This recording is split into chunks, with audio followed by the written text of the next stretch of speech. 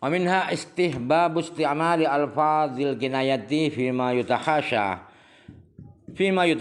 min at-tasrihi bihi fa innahu sallallahu alaihi wasallam qala la yadri ayna batat yaduhu wa lam yaqul fal'alla yadahu wa qad ala duburihi aw dzakrihi aw najasatin aw nahwi dzalika.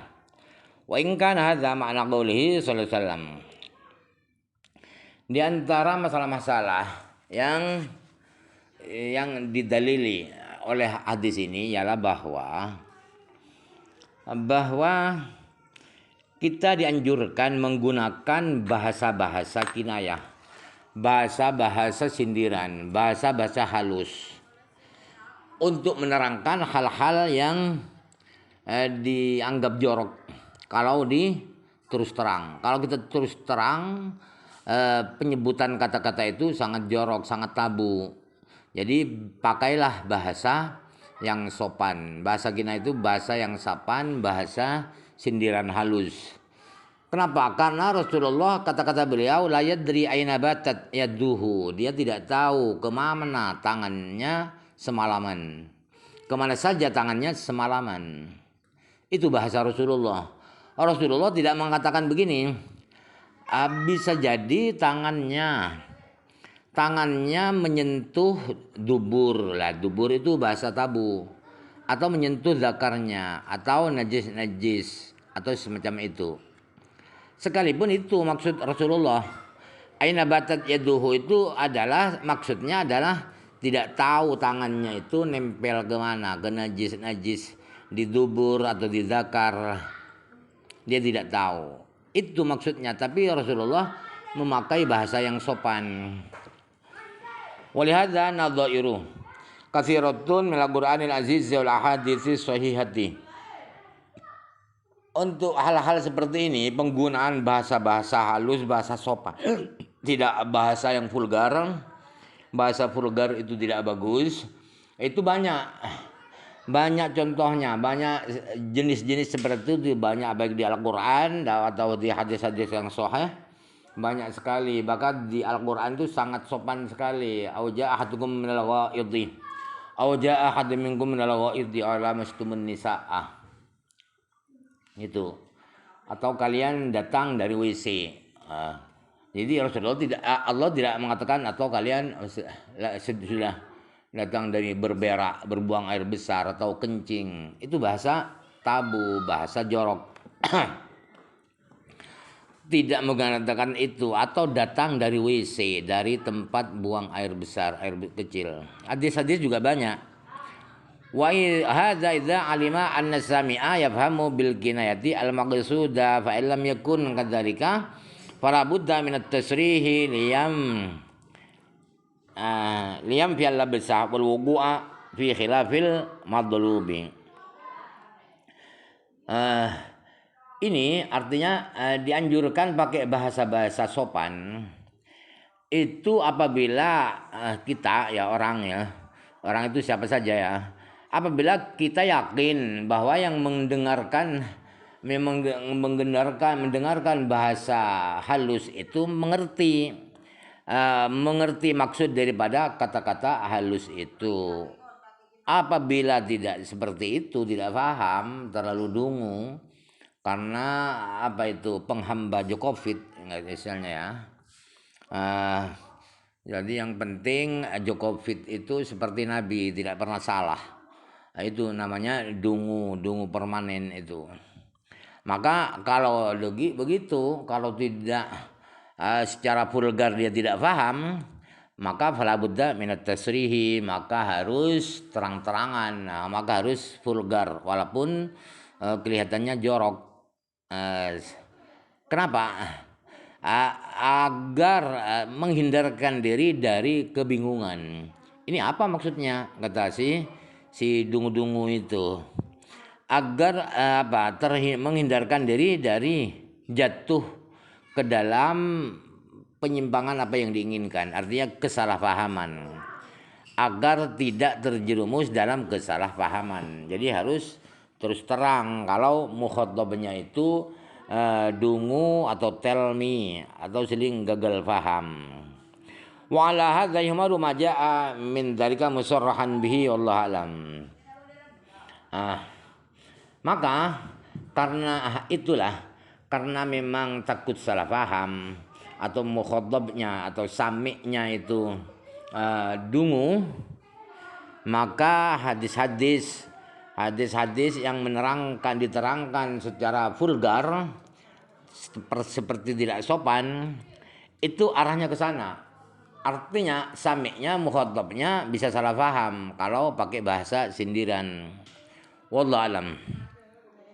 Wa hadhihi fawaidu min al-hadisi ghairul faidatil maqsudati huna wa hiya an-nahyu an ghamsil yadi fil ina'i qabla ghusliha wa hadha mujma'un alaihi.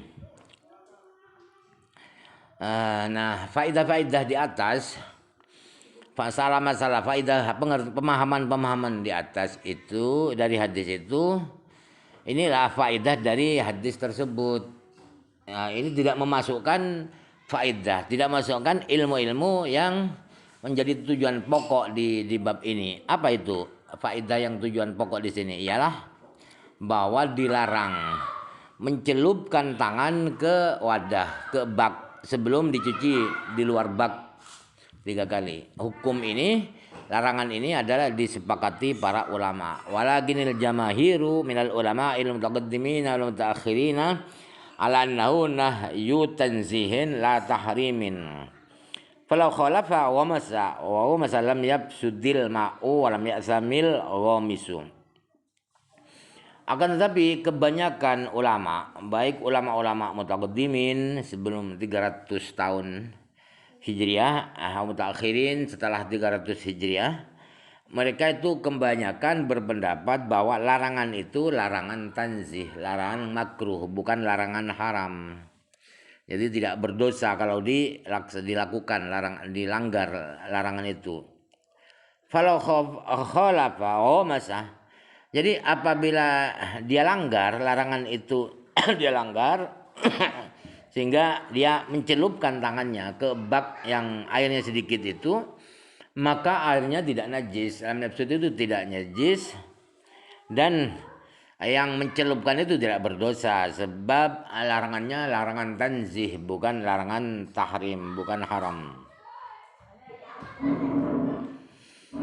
Wa haka ashabuna an Hasanil Basri rahimahullah taala annahu yanjusu idza qama min naumil laili wa hakahu aidan an Ishaq bin Rahuyah wa Muhammad bin Jaririn ad-Dabari wa dhaifun jiddan fa inal asra fil ma'i wal yaddi ad-dhaharatu fala yanjusu bisyakki wa qawaidul syar'i mutadhahiratun ala hadza.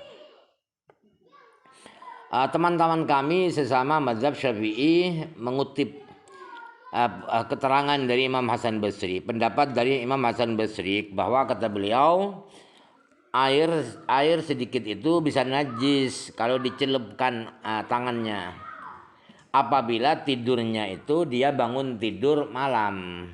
Jadi kalau bangun tidur siang tangannya masukkan ke bak air sedikit itu tidak najis. Pendapat ini juga oleh mereka dikutip dari Imam Ishaq bin Rahuyah. Imam Ishaq bin Rahuyah atau Rahuyah itu juga berpendapat seperti itu, sama dengan Imam Hasan Basri. Tetapi pendapat Imam Hasan Basri ini sangat lemah. Kenapa lemah sekali? Sebab pada dasarnya air dan tangan itu adalah suci. Al-aslu fi al-adam ay adamun najasah. Pada dasarnya suci, tidak najis. Maka tidak bisa najis disebabkan hanya ragu, hanya bimbang kemudian najis, tidak. Kemudian kaidah-kaidah syara saling mendukung, saling menguatkan pendapat ini, bahwa pada dasarnya tangan dan air itu adalah suci kecuali ada najis, kecuali meyakinkan ada hal-hal yang menajiskan. Wala yumkinu ayyaqala adh-dhahiru fil yadi an-najasatu. Tidak bisa dikatakan begini, pada biasanya tangan itu najis. Sehingga ketika dicelupkan ke air sedikit, ke bak otomatis najis. Jadi tidak bisa begitu. Kaidah asal yang lebih kuat daripada kaidah zahir. Wa ammal haditsu fa mahmulun ala tanzihi. Adapun hadis fala yaghmis itu fala yaghmis adalah kan larangan. Itu adalah arahnya diarahkan pada larangan tanzih, bukan larangan tahrim. Makruh saja, tidak sampai haram. Summa madhhabuna madhhabul muhaqqiqin anna al-hukmah laisa makhsusan bil qiyami min an-naumi balil mu'tabaru fihi asyakku fi najasatil yadi. Kemudian madhab kami, madhab Syafi'i dan pendapat para ulama-ulama yang tahqiq, yang mendalam ilmunya, ialah hukum disunatkan dibasuh dulu di luar bak air tangan itu ya. Tidak hanya berlaku pada bangun tidur saja. Kalau selain bangun tidur tidak makruh atau tidak disunahkan dibasuh, tidak. Bahkan parameternya adalah ragu apa tidak. Kalau ragu najis, tangannya itu najis ya dianjurkan dibasuh dulu. Fama tasyakka fi najasatiha kuriha lahu ghamsuha fil ina'i qabla ghusliha. Sa'unqama min naumil laili awin nahari aw syakka fi najasatiha min ghairi naumin. Jadi apabila orang itu meragukan najisnya tangan itu, maka dimakruhkan tangan itu dicelupkan di wadah tidak dua kulah itu sebelum dibasuh di luar. Baik dia itu bangun tidur siang atau tidur malam atau tidur siang, atau meragukan kenajisannya, tidak tidur sama sekali tapi tangannya kemana-mana, maka juga dianjurkan dibasuh di luar bak itu. Wa hadza madhhabul jumhur.